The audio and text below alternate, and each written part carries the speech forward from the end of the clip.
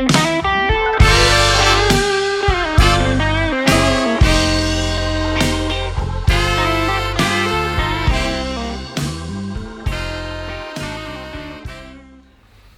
and welcome to Blues Guitar Snacks. Today I'm going to talk about a really important chord. It's the one chord that you should know in the blues. Now, of course, there are lots of very lovely options to play for chords in the blues, but this one in particular is the one that, to me, for modern blues and electric blues in particular, if you go to jam sessions and you're playing your standard bar chord type things, and that's all you know, you got to get on board with this chord. What is this chord? It is a ninth chord, or a 9 chord. This particular grip, now a grip is what we call, for guitar players, whereabouts we have our fingers on the neck. So I guess a grip sort of dictates or is the shape of a chord, because we're very shape and visually orientated as far as the guitar is concerned.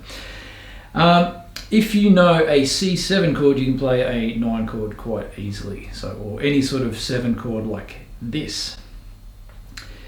So let's say you don't know the C7 chord, but you're about to find out. So here's C, pretty stock standard cowboy chord that we learn when we first start learning how to play.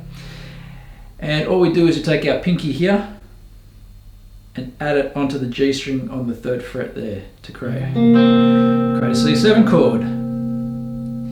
Now a 9 chord in this particular grip, which is the most common grip in the blues, is still this bottom triangle here. So these 3 notes here, the C, the E, and the B flat.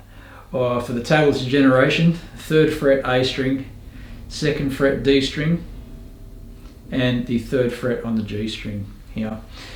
Now this note here is a repeat of the root note on the 1st fret here, which means that we can use this string to play another note. So what we can do is bring it up, that's the root, the 1, up 2 fret, which is a whole step, is the 2. But it's also 1, 2, 3, 4, 5, 6, 7, 8, 9, it's the 9th. So all a 9 chord is a dominant 7th chord, C7, with the 9th added. The nerdy formula is 1, 3, 5, flat 7, and 9 on top of that. To play it, there's a few ways of doing this in the same grip. It's 2nd finger on the lowest note, 1st finger here on the E string, the E note on the D string, the B flat like this, and then you use your pinky to play the 9th, like that. Okay? We're talking about this in the key of C, by the way. The guitar being a visually shape-orientated instrument means you can play this anywhere. So if that's a C note, and that's a C9, that's an E note. That's an E9. Okay? F. That's an F9. D. That's a D9. Okay? That is your 9 chord. It sounds really great in the blues, and that extra note on top there is what you call an extension. Okay, so it's extended beyond the 8 notes of the scale, because it's the 9th. There's your do, re, mi, and up to the 9th through extending the chord. Now you can use different fingers to basically play the same grip, except add another note here too. You can put your 3rd finger across here on the 3rd fret across the G, B and E strings, or across those 3 strings, and no matter where you put it in whatever key. But for the key of C, it's this. 1st finger on the 2nd fret on the D string, 2nd finger here on the A string on the 3rd fret. And what that gives you is a 5th on top. Now, if you've watched some of my other lessons, the 5th is really of no consequence in a lot of chords. All it does is actually just fatten the chord up. It doesn't change the character of the chord too much. But what does it do if you put your pinky up here?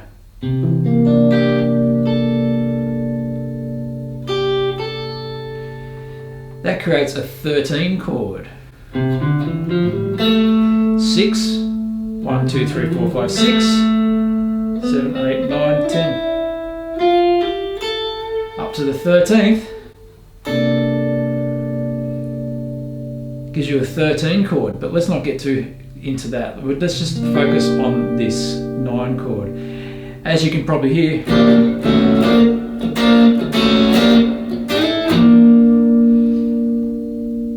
it's a really great sounding chord for the blues. You hear it in jazz and country and other styles as well. But in the blues, if you're hearing Stevie Ray Vaughan, or if you're hearing Freddie King, B.B. King, Albert King, all the Kings, all the great blues players, Jimmy Vaughan as well, that 9th chord is a really big feature, and it's how it actually makes the music sound the way it does. It's got a certain degree of sophistication about it. Now in a blues, in a 1-4-5 blues, you would literally just follow your root note along the A string just to play this one grip, and using the same grip for all 3 chords. So in the key of C, we've got a C9. The 4 chord in C is an F chord, so let's play an F9. Right there. And of course the 5th chord, the 5 chord, G9, F9, C9. Okay? So that to me sounds a little bit more sophisticated than your average kind of bar chord version of the chords. This has its place in a few different areas, and when the scenario comes up, of course. But I think, to me, this sounds more like the blues, modern blues to me. Same with your bar chord version up here, which is basically the same chord here, just transferred up to here. That's probably more familiar too, because it's a bar chord with the pinky lifted off. Yeah, it sounds great, but it doesn't quite sound like... That 9 has a certain fatness to it as well. So if you're playing it in a blues, it'd be something like, let me just do something like a shuffle.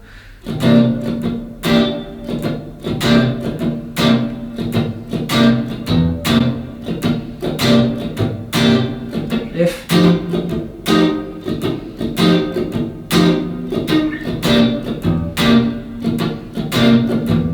5 chord. Excuse my sloppiness.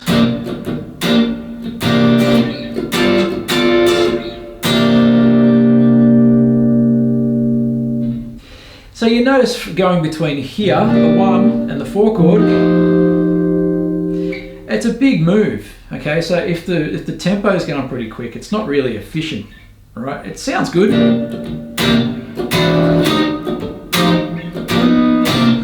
Okay, but there's another way around this too. If you look at your 1 chord, for example, let's just take the root note out, which is your 2nd finger here on the 3rd fret on the A string. Remember, these chords are still their chords. They still are what they are without the root note.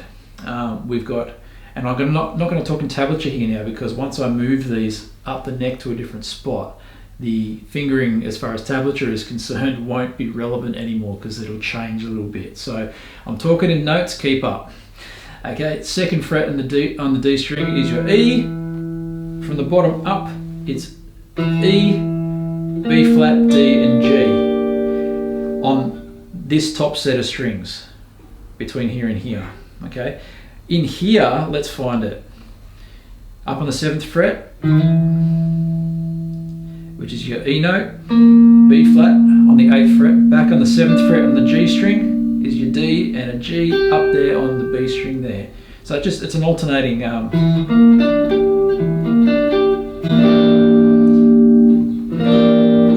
it's exactly the same chord. There's your root note for reference right there, which you may or may not play, depending on how many people are taking care of the bottom end in the jam session. So to go from 1 to 4 in this position, of course I showed you before that F9, the 4 chord, was right here. Okay, so economically, 1 chord with no root note, 4 chord with a root note. Okay.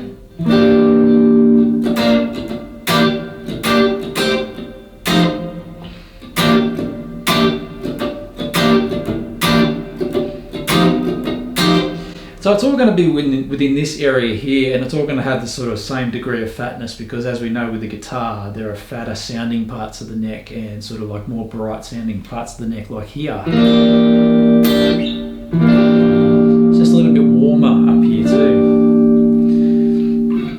So to play the full progression up here, there is your C9 chord, F9 chord, move it up to, there's your 5 chord, your G9 chord, back down through the turnaround. The turnaround is usually from 5 to 4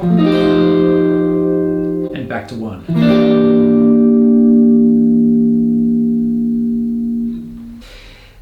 So before we wrap up this video, to show you my playing example of me applying this chord, I'm going to show you one more grip of it, because you might actually see me do this within this next example as well. Another great way of playing a 9 chord.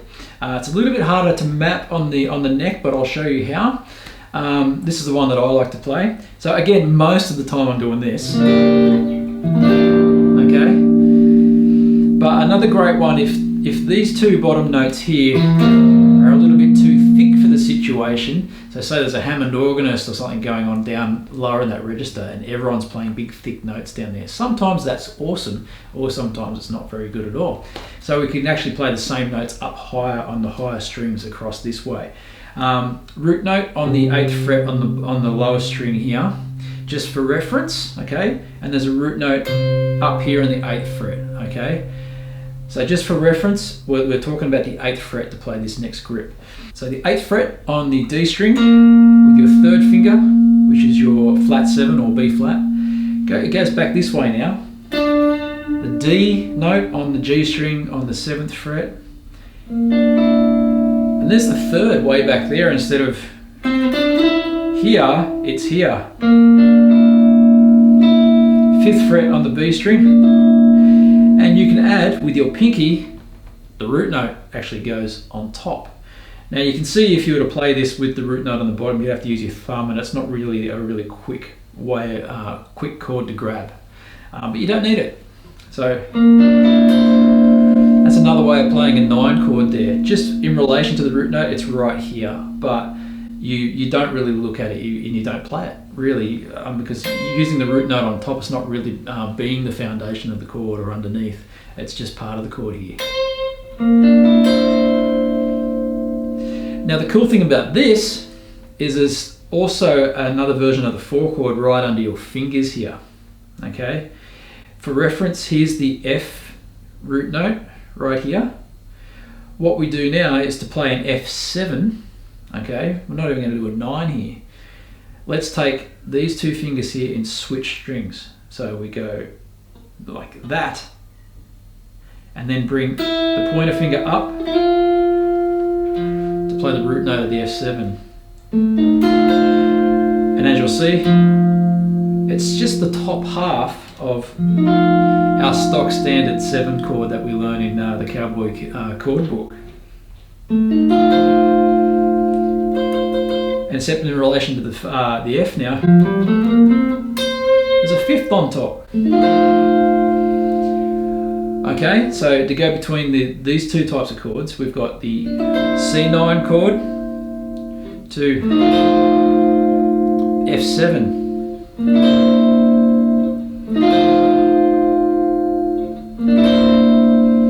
So that's a really cool one too. But let's just after this video, just work on finding this 9 chord all over the neck as much as you can.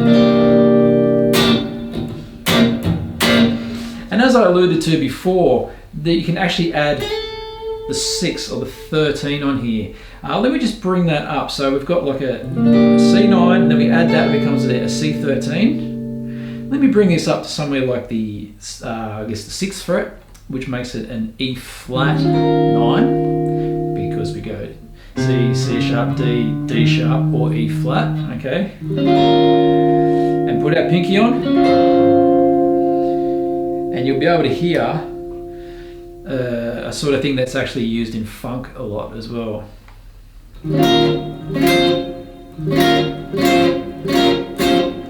I won't name the song because I don't want YouTube to rip me off, but it's James Brown. Just look it up. Or let me know in the comments below if you want to know what that song is, and I'll message it to you. Or if you want to message me, send me a message.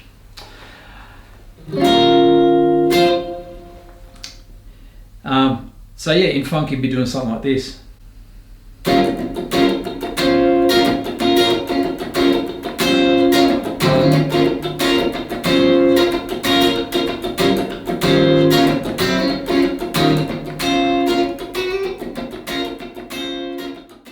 So you can see how versatile this chord is. You hear it in jazz, blues, funk, country, R&B, whatever. Enjoy this next playing example, and I'll see you next time.